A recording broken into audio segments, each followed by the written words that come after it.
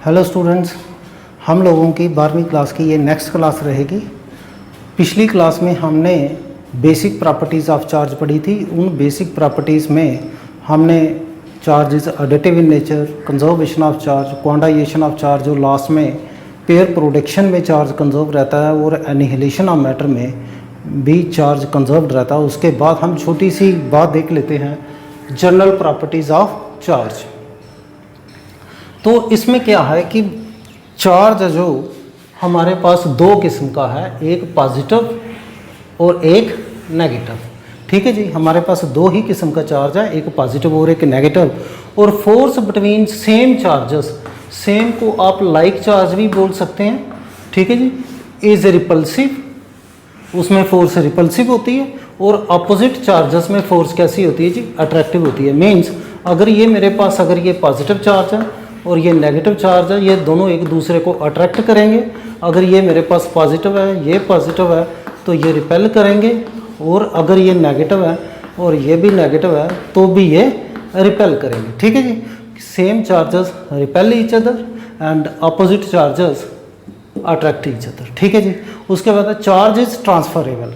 हमने देखा था कि फ्रिक्शन में जैसे हम किसी बॉडी को, ग्लास रॉड को सिल्क के साथ रब कर रहे थे तो इलेक्ट्रॉन ट्रांसफ़र हुए थे। हैविंग लो वर्क फंक्शन वो लूज़ करेगा और जिसका वर्क फंक्शन ज़्यादा होगा वो गेन करेगा। अब हम लोगों ने ये पीछे पढ़ा है कि चार्ज को ट्रांसफ़र किया जाता है, वो भी कैसे, इन नंबर्स। एक इलेक्ट्रॉन गया कि 2 गए कि 4 गए 6 गए, जब बहुत ज़्यादा गए, जिसने लूज़ किया वो पॉजिटिव, जिसने गेन किया वो नेगेटिव, वो कहानी आपको पता है। It is always associated with mass. Means अगर किसी बॉडी के ऊपर चार्ज है, उसके ऊपर मास होगा तभी तो चार्ज होगा। ये एक बड़ी छोटी सी बात है कि अगर सपोज दैट मेरे पास कोई बॉडी है, ये मेरे पास कोई बॉडी है और इसके बीच आटम्स होंगे। ठीक है जी, इसके बीच आटम्स होंगे और उन आटम से फ्री इलेक्ट्रॉन निकलेंगे, उन आटम से फ्री इलेक्ट्रॉन बाहर चले गए, तो ये बॉडी पॉजिटिव होगी। और इट मीन्स पूरी बॉडी का मास था ना, मास होगा तो आटम सोएंगे। अगर आटम सोएंगे तो उसके पास फ्री इलेक्ट्रॉन जब जाएंगे तो वो बॉडी क्या हो करेगी, पॉजिटिवली चार्ज अटेन करेगी। अगर वो बॉडी इलेक्ट्रॉन गेन कर लेती है तो उसके ऊपर नेगेटिव चार्ज आ जाएगा। मीन्स बॉडी होगी तो वो मैटर होगा, आटम्स की बनी होगी, आटम्स की बनी होगी तो वो इलेक्ट्रॉन लेने में भी सक्षम होएगी और देने में भी सक्षम होएगी। इसलिए हम कहते हैं कि it is always associated with mass. किसी बॉडी के पास मास होगा वही चार्ज अटेन कर सकती है। If the universe is considered, next है कि if the universe is considered as a whole, हम पूरे के पूरे यूनिवर्स को अगर एक एंटिटी माने तो कंजर्वेशन ऑफ चार्ज का मतलब क्या होगा कि पूरी यूनिवर्स का जो चार्ज है वो कैसा रहेगा, कांस्टेंट रहेगा। देखिए ऐसा है, अगर आपका पूरे का पूरा यूनिवर्स है तो यूनिवर्स में पूरी बहुत सारी बॉडीज़ हैं, एस्ट्रॉइड्स हैं, कॉमेट्स हैं, वगैरह वगैरह। ठीक है जी, अब अगर किसी के साथ कोलिजन हुआ तो किसी ने लूज़ किया, किसी ने गेन किया, तो ओवरऑल यूनिवर्स में देखा जाए तो चार्ज तो कंजर्व ही रहा ना। किसी ने दिए तो दूसरे ने लिए, वो कहीं बाहर तो नहीं गया, यूनिवर्स में ही रहा। इट मीन्स कि charge is conserved in the universe. Means अगर यूनिवर्स को पूरे को आप एज ए होल एंटिटी माने तो कंजर्वेशन ऑफ चार्ज जो है उसका मतलब होगा कि नेट चार्ज, ओवरऑल चार्ज जो कुल मिला के चार्ज होगा यूनिवर्स का वो कांस्टेंट रहेगा। ठीक है जी। In an isolated system, next है, in an isolated system the net charge remains constant even though it may not be zero. इसकी बहुत प्यारी एग्जांपल हमने पिछली वीडियो में देखी थी कि हम इस बॉडी को रब करें तो इसमें से मानो कि इलेक्ट्रॉन निकल गए तो ये पॉजिटिवली चार्ज होगी। इसको उठा के हमने यूनिवर्स में रख दिया या धरती के ऊपर कोई वैक्यूम क्रिएट करके रख दिया। स्पेस में क्यों रखा जी? स्पेस में इसलिए रख दिया क्योंकि वहाँ पे कोई मैटर नहीं है जो इसके साथ इंटरेक्ट कर पाए। अगर ये पॉजिटिव है तो वो स्पेस से इलेक्ट्रॉन ले ले, कहीं से इलेक्ट्रॉन ले ले तो ये अपना चार्ज लूज़ कर दे, यानी न्यूट्रल हो जाए। तो ऐसी कहानी नहीं है।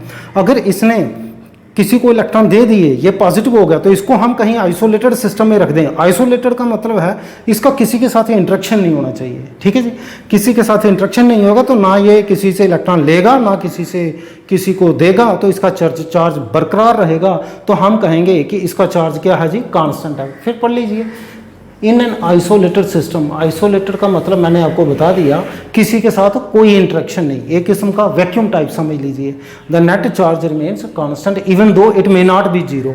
Even though it may not be zero means इसके ऊपर चार्ज अगर जीरो नहीं भी होगा तो इसके ऊपर अगर पॉजिटिव है तो पॉजिटिव बरकरार रहेगा, नेगेटिव है तो नेगेटिव बरकरार रहेगा। It is invariance in nature. ये इस बात को देखिए, देखो पिछली वीडियो में जब हम पेयर प्रोडक्शन पढ़ रहे थे तो हमने वहाँ पे एक चीज़ देखी थी कि अगर कोई बॉडी है तो उस बॉडी के ऊपर मानिए कोई बॉडी है मेरे पास, उसका रेस्ट मास है एम नॉट मान लीजिए, और इसका वेलोसिटी क्या है 0। ये हम पीछे वीडियो में भी पढ़ चुके हैं। अगर उसका वेलोसिटी 0 नहीं है तो उसी का मास एम नहीं बल्कि एम नॉट नहीं बल्कि एम आ जाएगा। This is known as a relativistic mass. कहने का मतलब ये है कि आइंस्टाइन सर ने एक बात कही थी कि कोई भी बॉडी रेस्ट में रहेगी तो उसका मास एम नॉट लिखा जाएगा, और जब कोई बॉडी मूव करेगी तो उसका मास एम से लिखा जाएगा, और होगा क्या, एम की वैल्यू क्या होगी, एम नॉट से बड़ी होगी। मगर कहानी यहाँ पे क्या है, अगर कोई बॉडी है मेरे पास, मानिए ये मेरे पास बॉडी है और इसके ऊपर चार्ज है जी 2 कूलम। कितना? 2 कूलम। अगर ये रेस्ट में है तो इसका चार्ज एट रेस्ट तो मान लीजिए कि ये क्यू नॉट है तो ये 2 कूलम है, ठीक है।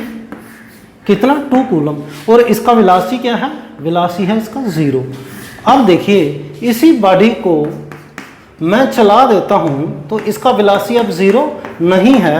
तो इस लॉ के मुताबिक इनवेरियंस इन नेचर का मतलब है कोई भी बॉडी जिसके पास चार्ज है अगर वो रेस्ट में है चाहे वो चल रही है तो उसका चार्ज कांस्टेंट रहेगा, वो चार्ज चेंज नहीं होगा। तो इट मीन्स इसका चार्ज क्या रहेगा, ये 2 कूलम ही रहेगा, चाहे वो रेस्ट में है चाहे वो मोशन में है, उसका चार्ज कैसा रहेगा, बराबर ही रहेगा, उसका मोशन के साथ कोई लेना देना नहीं है। जैसे कि हम लोग देखते थे कि मास इंक्रीज हो जाता था किसी बॉडी के जब कोई बॉडी चलती है, मगर चार्ज के केस में ऐसा नहीं है। It produces electric field and magnetic field. हाँ, चार्ज क्या करता है, इलेक्ट्रिक फील्ड पैदा करता है और मैग्नेटिक फील्ड पैदा करता है। ये एक्चुअली में हम आगे पढ़ने वाले हैं बड़ी डिटेल में, तो आपको एक थोड़ा सा आइडिया दे देते हैं। ये जो हमने लिखा इलेक्ट्रिक फील्ड और मैग्नेटिक फील्ड, देखिए ऐसा है कि अगर मेरे पास कोई चार्ज है, ये अपने आगे पीछे यूं एक दायरा बना लेता है कि उस दायरे में कोई भी अगर और कोई चार्ज आता है, लेट्स से कि इस दायरे में इसकी रेंज में अगर कोई पॉजिटिव चार्ज आता है तो ये उसे धक्का मार देगा, अगर कोई नेगेटिव चार्ज आएगा तो ये उसे खींच लेगा। तो इट मीन्स ये जो दायरा है इसका सराउंडिंग एरिया है, यहाँ पे ये अपनी पहचान बनाए रखता है, उसे बोलते हैं फील्ड। कौन सा फील्ड? चार्ज क्या बनाता है जी? Electric field. क्या बनाता है? Electric field. इसका ध्यान रखिएगा, ये इलेक्ट्रिक फील्ड कब बनाएगा, जब इसका वेलोसिटी क्या होगा, 0। ठीक है, इसका थोड़ा ध्यान रखना है। जब चार्ज रेस्ट में होगा तो वो इलेक्ट्रिक फील्ड बनाता है, एक दायरा बना लेता है, यहाँ पे बाकी और चार्जेस को अपना इफेक्ट दिखाता है। इफेक्ट कुछ नहीं है, अपना असर दिखाता है। चार्ज बेचारे ने क्या असर दिखाना है, वो दूसरे चार्ज को जहाँ खींच लेगा, जहाँ धक्का मार देगा, और इससे ज़्यादा कुछ कर नहीं सकता। वो क्या अपोजिट होगा तो खींच लेगा, सेम होगा तो धक्का मार देगा, और कुछ नहीं है। अगर यही चार्ज हम कहें चल रहा है, अब इसका वेलोसिटी 0 नहीं है, तो इसका वेलोसिटी 0 नहीं है, तो इट मीन्स अब ये क्या बनाएगा, इलेक्ट्रिक फील्ड भी बनाएगा। Electric field, EF for electric field. ठीक है जी। और साथ में दूसरी चीज क्या बनाता है, मैग्नेटिक फील्ड। मैग्नेटिक फील्ड कैसे, ये मैंने पहली वीडियो में थोड़ा सा बताया था, आगे तो हम पढ़ेंगे ही मैग्नेटिज्म में। तो जैसे चार्ज रेस्ट में रहता है वो इलेक्ट्रिक फील्ड बनाता है, जब वो चार्ज चलता है, जब वो चलता है तो वो करंट बनाता है, I फॉर करंट। जब वो करंट बनाता है तो उसी करंट से मैग्नेटिक फील्ड बनता है। जैसे आप 10वीं क्लास में पढ़ते होंगे कि ये हमारी करंट है, तो ये उंगलियां जो राइट हैंड लेके, राइट हैंड थंब रूल, अगर ये अंगूठा थंब हमारी करंट की डायरेक्शन बताता है, तो ये जो राइट हैंड की फोल्डेड फिंगर्स हैं ऐसे ऐसे, ये उसके आगे पीछे ऐसे एक मैग्नेटिक फील्ड बन जाता है। तो करंट से मैग्नेटिक फील्ड मीन चार्ज चला, करंट बना, उस करंट से क्या बना, मैग्नेटिक फील्ड बना। तो इट मीन्स कि चार्ज इलेक्ट्रिक फील्ड भी बनाता है, चार्ज मैग्नेटिक फील्ड भी बनाता है। रेस्ट में होगा तो इलेक्ट्रिक फील्ड, अगर मोशन में हुआ तो क्या बनाएगा जी, मैग्नेटिक फील्ड बनाएगा। तो इस तरीके से ये हमारे यहाँ। हाँ, अगर आप इसे थोड़ा सा और देखना चाहते हैं तो चलो मैं थोड़ा सा और इसके बारे में बता देता हूँ। लेट अस सी, देखो वैसे तो हम आगे पढ़ने वाले हैं।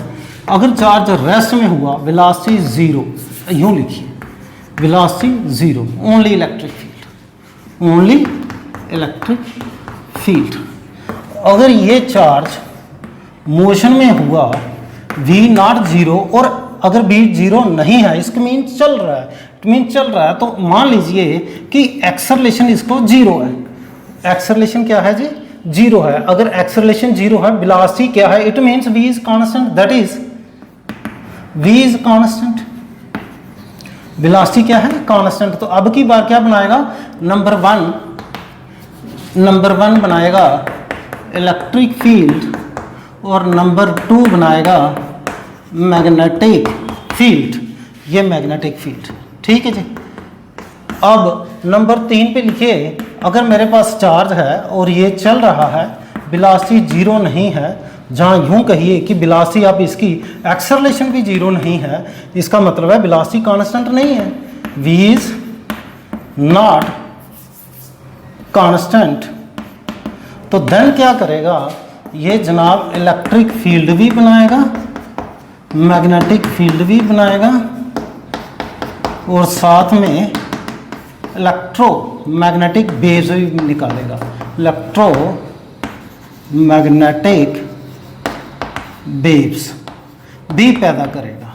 इसे हम बोलते हैं एक्सेलरेटिंग चार्ज। अब यहाँ पे एक्सेलरेशन जीरो है, पहला केस।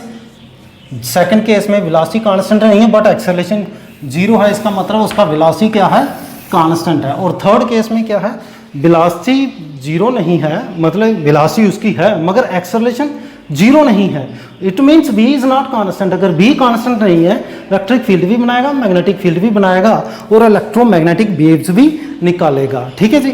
तो this is all about your general properties of charge. कुछ सवाल करते हैं क्वांटाइजेशन ऑफ चार्ज के ऊपर। इसके ऊपर सबसे पहला सवाल, एक छोटा सा सवाल है कि हमें ये पता करना है कि एक कूलम चार्ज कितना बड़ा होता है। तो लेट अस सी, क्वेश्चन लिखते हैं कि विच इज बिगर,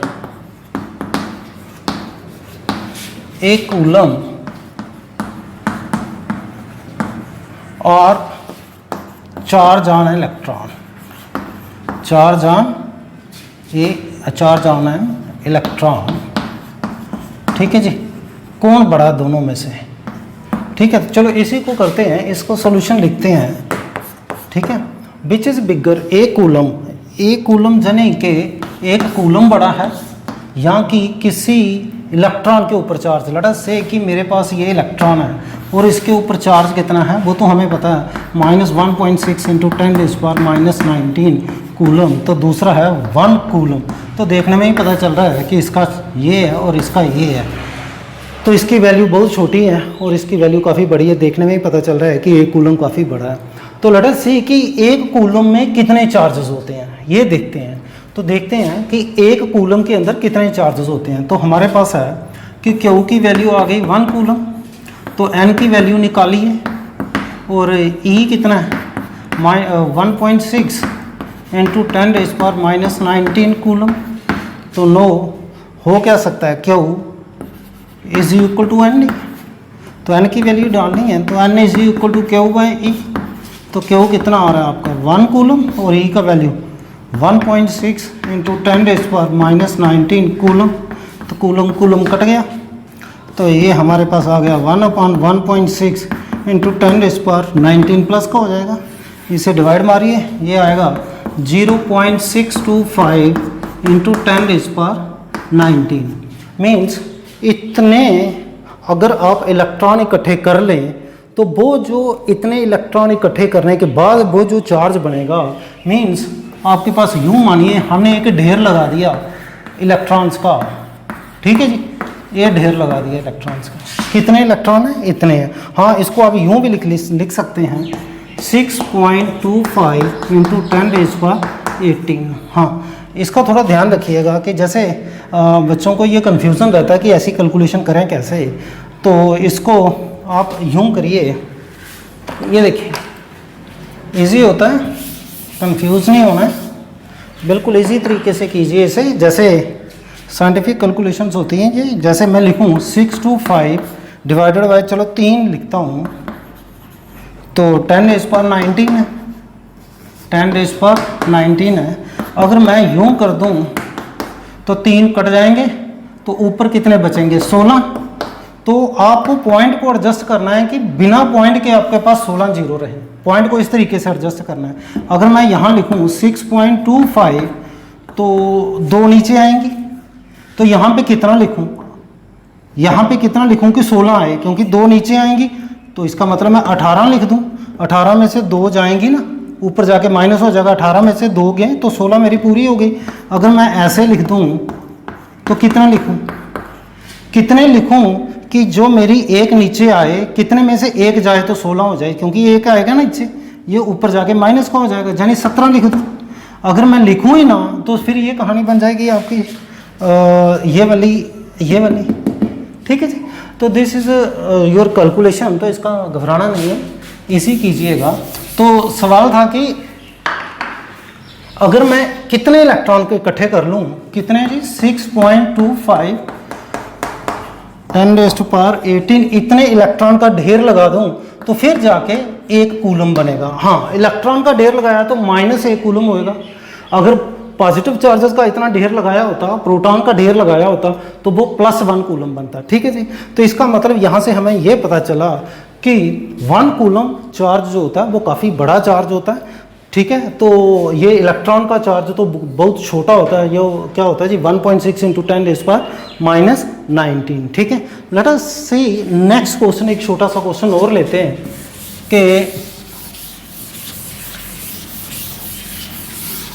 हम लोगों ने फ्रिक्शनल इलेक्ट्रिसिटी देखा कि जैसे हम किसी को किसी के साथ रब करते हैं तो इलेक्ट्रॉन का ट्रांसफ़र हो जाता है, फ्री इलेक्ट्रॉन का, क्योंकि उस बॉडी का जिसका वर्क फंक्शन कम होएगा वो इलेक्ट्रॉन लूज कर देगी और जिसका वर्क फंक्शन ज़्यादा होएगा वो गेन कर लेगी। लेट अस से कि एक क्वेश्चन आता हमारे पास, on a dry day a comb is drawn through person's hair. कंघा लिया और यूं यूं उसको कर दिया। ठीक है जी, ड्राई डे, इसका मतलब थोड़ा ध्यान रखिएगा, ह्यूमिडिटी नहीं होनी चाहिए, ड्राई डे। तो कंघा लेके यूं यूं कर दिया, ड्यू टू विच उसके करके क्या हुआ, 10⁻22 electrons move from hair and stick to the comb.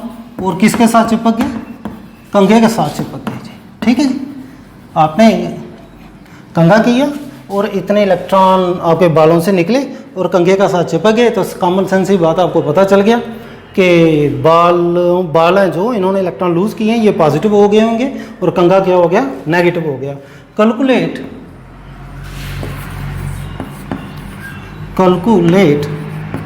The charge carried by the comb. देखो कंघे ने जो चार्ज अटेन किया वो बताइए, वो तो आपको पता चल गया कि उसने इलेक्ट्रॉन लिए हैं तो वो नेगेटिव आएगा। ठीक है, जो पॉजिटिव नेगेटिव इसमें मैंने बताया था कि ये जो पॉजिटिव और नेगेटिव है ये लेन देन की बात करता है, अगर दिए तो पॉजिटिव, अगर लिए तो नेगेटिव। ठीक है, तो इसका सोल्यूशन कर लीजिए, कुछ नहीं है, n का वैल्यू आपको दे रखा है। ठीक है, इतने इलेक्ट्रॉन मूव किए हैं तो n का वैल्यू कितना आया, 10⁻22 आ गया। तो E आपका आ गया 1.6 × 10⁻⁻19 कूलम। ठीक है जी, तो चार्ज आपने निकालना है।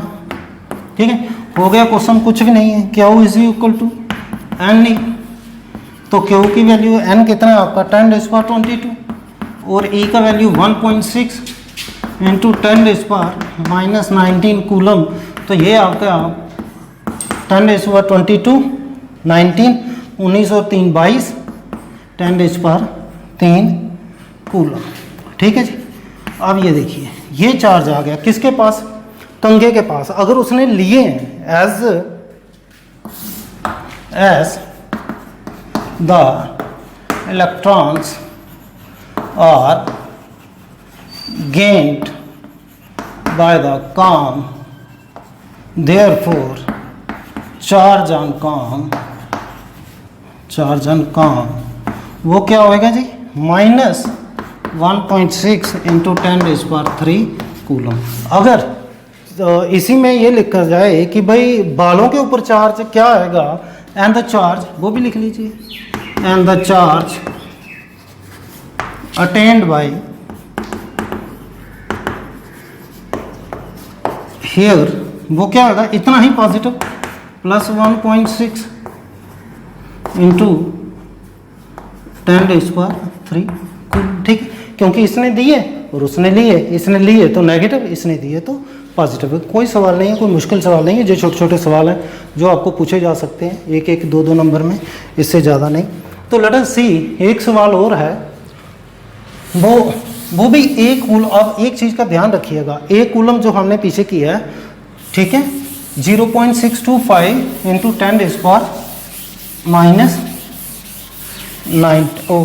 1.6 × 10⁻⁻19 कूलम तो आपका इलेक्ट्रॉन का चार्ज हुआ। ठीक है जी। और उसके बाद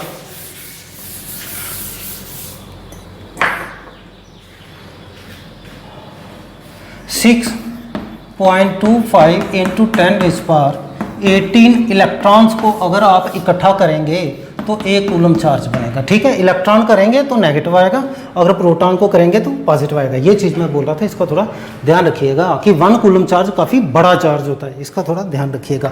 अब इसी चीज़ के ऊपर एक सवाल आता है कि क्वेश्चन है, if a body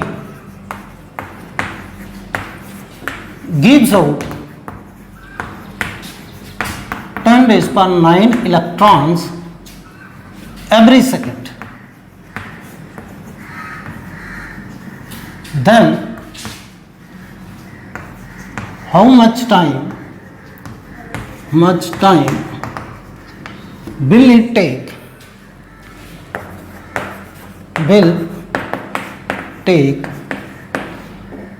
to carry a charge of 1 coulomb. ठीक है जी। एक बात देखिए, इतने इलेक्ट्रॉन को इकट्ठा करें, इतने सारे, काफ़ी सारी मात्रा है ये, इसको इकट्ठा करें तो 1 कूलम, अगर प्रोटॉन तो पॉजिटिव, इलेक्ट्रॉन तो नेगेटिव। अब देखिए, अगर सपोज दैट ये मेरे पास कोई बॉडी है, ये जनाब 1 सेकंड यूं हो जाता है, 1 सेकंड, ये 1 सेकंड हुआ तो इसने कितने इलेक्ट्रॉन बाहर निकाल दिए 1 सेकंड में, 10⁻⁹ इलेक्ट्रॉन्स इसके बाहर 1 सेकंड में। 1 सेकंड ये हो गया और इससे इतने इलेक्ट्रॉन बाहर चले गए। सोचो इतने इलेक्ट्रॉन, ये इतने देख लो कितने बनते हैं, बहुत सारे इलेक्ट्रॉन्स हैं। 1 सेकंड में अगर इसके इतने इलेक्ट्रॉन बाहर चले जाते हैं 1 सेकंड में, तो कितने समय के बाद इस बॉडी के ऊपर पॉजिटिव चार्ज आएगा 1 कूलम का। If a body gives out 10⁻⁴ electrons every second, her second में, पर सेकंड जाओ, then how much time will it take to carry a charge of 1 coulomb. कितने समय के बाद, हमें समय निकालना, हमें टाइम निकालना है, कितने टाइम के बाद इसके ऊपर 1 कूलम चार्ज आएगा। Let us see।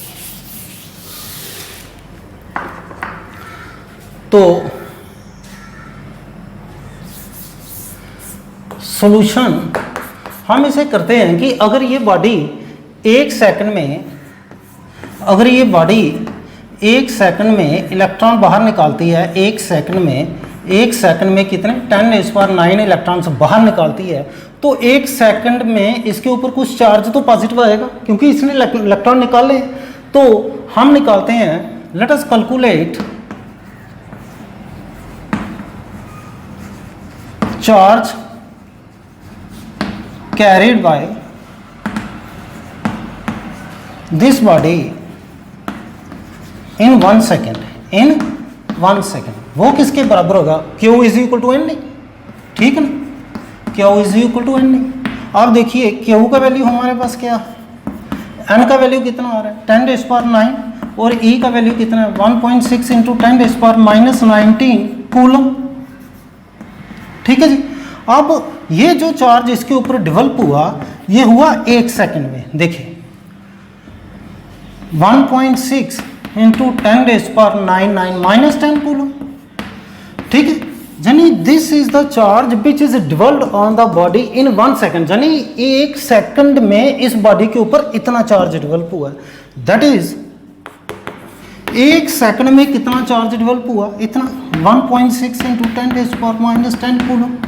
ठीक है, तो आपको टाइम निकालना है। देखिए सेकंड इधर, 1 सेकंड में इतना हुआ। अगर आपको टाइम निकालना है, देखो मेरी बात सुनो, आप जब छोटी क्लासेस में थे तो आपको एक मैं चीज़ बताता हूँ जो आप पढ़ते थे, तो उसी को थोड़ा सा रिवाइज करता हूँ। देखो मेरे बात सुनो, अगर आपके पास 10 रुपये हैं, ठीक है 10 रुपये हैं, और आपके पास हैं 10 रुपये के बनाना आ गए, आपके पास बनाना आ गए जी 5 मान लीजिए, बड़े सस्ते बनाना है। ठीक है जी, 10 रुपये के 5, तो 1 रुपये का कितना हुआ 5/10। ये क्या है, ये बनाना है, यानी 1/2। ठीक है, आपने क्या निकाला, 1 रुपये की वैल्यू निकाली कि 1 रुपये में कितने बनाना आएंगे। अगर मैं यहीं से ये चीज़ निकालना चाहूँ 1 बनाना की कीमत क्या होगी, तो कुछ मत कीजिएगा, छोटी छोटी बातें हैं ये आपको सीखनी पड़ेंगी। बनाना को इधर कर लो, पैसे इधर कर लो। कितने बनाना है आपके 5, और पैसे कितने हैं आपके, पैसे हैं हमारे जी 10। अब बताओ 1 बनाना की कीमत कितनी होगी 10/5, यानी 2 रुपये, यानी 1 बनाना की कीमत हो गई ₹2। देखो इन आपको ये चीज़ पता होनी चाहिए, 1 की वैल्यू किसकी निकालनी है। 1 की वैल्यू इधर पैसे की थी कि 1 रुपये में कितने बनाना, तो पैसे इधर रखे, बनाना इधर कर दिए, 1 इसको किया 10 नीचे ला दिया। अगर आप बनाना निकालना चाहते हैं कि 1 बनाना की कीमत कितनी है, तो बनाना इधर लिखिए, पैसे इधर लिखिए, 1 बनाना ₹2 आ जाएगा सीधा सीधा। अब ये देखो, यहीं पे देखो 1 सेकंड में इतना चार्ज है, मगर मेरे को समय निकालना है, समय तो मेरा इधर है, तो मैं वही बनाना वाली कहानी लिखूं, मैं यूं लिखूं 1.6 इंटू 10⁻⁻10 कूलम को बनने में 1 सेकंड लगा। तो 1 कूलम को बनने में कितना समय लगा, 1 कूलम को बनने में जनाब, इसको नीचे ले आइए, 1.6 इंटू 10⁻⁻, कूलम इधर ही रहा, ये 10 तो सेकंड, कूलम इधर ही रहा, ये टर्म नीचे आ गया, इतने सेकंड लग गए। ठीक है जी, अब चलिए हमारा अब समय निकल सकता है आराम से, क्योंकि कूलम को हमने इस साइड कर दिया बनाना वाली कहानी की तरह। ठीक है जी, अब देखिए, अब देखो 1 कूलम, अब देखिए 1/1.6 होता है 0.625, तो जनी 1 कूलम को बनने में लगे, इसकी रेशो आ गई 0.625, इसको ऊपर ले जाइए 10⁻10 सेकंड। अब ये बने सेकंड, 1 कूलम को बनने के लिए इतने बने सेकंड। अब सेकंड तो पता चल गए, इतने सेकंड में हमारा सवाल खत्म हो गया जी जनाब, 1 कूलम को बनने के लिए इतने सेकंड लगेंगे। अब इस सेकंड को let's convert in days, years बनाते हैं, साल बनाते हैं लेट्स से। 1 कूलम को बनने के लिए कितना लगा 625, मैं यूं लिख लूँ 625 इंटू 10⁻3 नीचे आएंगे, मैंने ऊपर कर दिया, ये 7 हो गया। ठीक है, ये 3 नीचे आएंगे ना, तो 3 ऊपर जाके 10 में से 3 गए 7 हो गए। अब देखिए, अब ये मेरे पास सेकंड है, तो सेकंड को मैं कैसे लिखूं, सेकंड को कैसे लिखूं 625 इंटू 10⁻7, तो सेकंड के मैं अगर 60 लिखूं तो ये मेरे मिनट हो गए, क्योंकि 1 सेकंड में, ये तो छोटी छोटी बातें आपको पता होंगी। देखिए 1 मिनट में 60 सेकंड, ठीक है ना, 1 मिनट में 60 सेकंड, तो 1 सेकंड में वही बनाना वाली कहानी 1/60 मिनट, ये बातें पता होनी चाहिए। फिर उसके बाद 60 मिनट में 1 आवर, ठीक है जी, 60 मिनट का 1 आवर, 1 मिनट 60 सेकंड, ठीक है। तो 1 मिनट 1 मिनट 60 मिनट, तो 1 मिनट किसके बराबर आएगा 1/60 आर। ठीक है, आप इसे कन्वर्ट आगे पीछे कर सकते हैं। इसी तरीके से आप कर लीजिए 30 डेज मान लीजिए, 30 डेज को छोड़ो, आप यूं कर लीजिए 365 डेज का 1 ईयर, 1 ईयर, तो 1 डे आपका क्या बनेगा 1/365 ईयर्स। ठीक है ना। अब देखो, अभी तक ये सेकंड थे, मैंने 60 से डिवाइड मारा तो मिनट बन गए। देखो सेकंड थे तो 60 से डिवाइड मारा तो मिनट बन गए। ठीक है, अगर मैं इसी मिनट, ये अभी मिनट बन गए हैं, तो अगर मैं इसी मिनट को 1/60 से डिवाइड मारूंगा, इसको मैं 60 के साथ क्या करूंगा, फिर से 60 के साथ करूंगा, तो ये मेरे आर आ गए। देखो ध्यान से, ठीक है, ये मेरे क्या आ गए आर आ गए। अब एक दिन में कितने घंटे होते हैं, कितने आवर होते हैं, वो होते हैं 24। अगर मैं 24, वो मैंने इधर लिखा नहीं, अगर मैं 24 के साथ डिवाइड करूं तो ये मेरे क्या आ जाएंगे डेज आ जाएंगे। ठीक है, अगर मैं, ठीक है जी, अगर मैं 365 के साथ डिवाइड मारूं तो ये मेरे क्या आ जाएंगे जी, ये मेरे आ जाएंगे साल। ठीक है, अब ये देख लो, कोई बड़ी बात नहीं है। ये देखो 1 minute 60 second, 1 second 1/60 minute, 60 minute 1 hour. ठीक है, तो 1 मिनट 1/60 आवर। अब देखिए, अब एक चीज क्या थी 24, देखो 24 आवर किसके बराबर 1 डे, तो 1 आवर किसके बराबर है 1/24 डेज। ठीक है, ये सारी वही कैलकुलेशन है। अच्छा, तो जनाब मेरे इतने साल आ जाएंगे। अगर आप थोड़ा सा कैलकुलेशन कीजिएगा, इन सभी को मल्टीप्लाई डिवाइड कीजिएगा, तो जनाब ये सारी की सारी कैलकुलेशन करने के बाद आपके कितने साल बनेंगे, ये बनेंगे 198.2 ईयर्स अप्रॉक्सीमेटली, 1.92 ईयर्स, यानी कि ओवरऑल 200 ईयर्स अप्रॉक्सीमेटली। ये देखो 198.2 तो अप्रॉक्सीमेटली 200 ईयर्स। कहने का मतलब हमारा क्या हुआ कुल मिला के, कि अगर ये मेरे पास कोई बॉडी है, अगर ये बॉडी इलेक्ट्रॉन बाहर निकाल रही है 1 सेकंड में कितने, ये देखो 1 सेकंड में इतने इलेक्ट्रॉन बाहर निकाल रही है, तो कुल मिला के 200 सालों के बाद इसके ऊपर जाके 1 कूलम चार्ज आएगा। इसका मतलब क्या हुआ कि 1 कूलम चार्ज है जो काफ़ी बड़ी अमाउंट है, काफ़ी ज़्यादा मात्रा है। दूसरे तरीके से हमने एक डेफिनेशन ये लिखा है 1 कूलम का, एक डेफिनेशन हमने ये लिखा है कि 6.25 × 10⁻18 इलेक्ट्रॉन को अगर इकट्ठा कर लिया जाए तो वो एक नेगेटिव चार्ज बनेगा 1 कूलम का। अगर प्रोटॉन को इकट्ठा कर लिया जाए वो 1 कूलम चार्ज बनेगा पॉजिटिव। ठीक है जी, तो अगर कोई बॉडी 10⁹ इलेक्ट्रॉन निकालती जाए इस तरीके से एवरी सेकंड, तो अप्रॉक्सीमेटली 200 साल यानी 198.2 ईयर्स, इतने सालों के बाद उसके ऊपर चार्ज आएगा 1 कूलम का। एक डेफिनेशन और हमारे पास 1 कूलम की, तो वो हम कूलम लॉ में पढ़ेंगे। Let us till then have a nice day, good bye.